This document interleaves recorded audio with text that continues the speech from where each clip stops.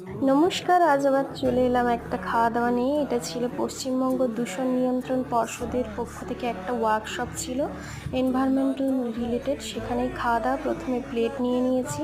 প্লেটে প্রথমে দিয়ে দিয়েছে আলু ভাজা, আলু ভাজার সাথে স্যালাড ছিল, পেঁয়াজ দিয়েছে, লেবুও দিয়েছে। এবারে আমাকে গাজর দিয়ে দিল। তারপরে ভাত দেওয়া হচ্ছে, ভাত নিয়ে নিলাম, ভাতের ওপরে ডাল নিয়ে নিলাম। ভাত ডাল আমার ভীষণ প্রিয়।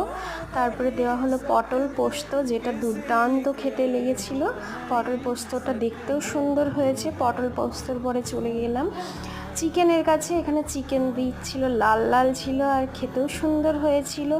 তারপরে চিকেনের পরে আমাদের দিয়ে দেওয়া হলো চাটনি।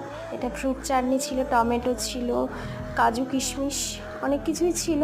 এই যে দেখুন, পুরো প্লেটটা একসাথে দিয়ে সব মিশে গিয়েছে প্রায়। তো তারপরে এবারে খেয়ে নেবো সব কিছু। খাওয়া দাওয়া খুব ভালো হয়েছিল। টাটা, ভাই, সকলে ভালো থেকো।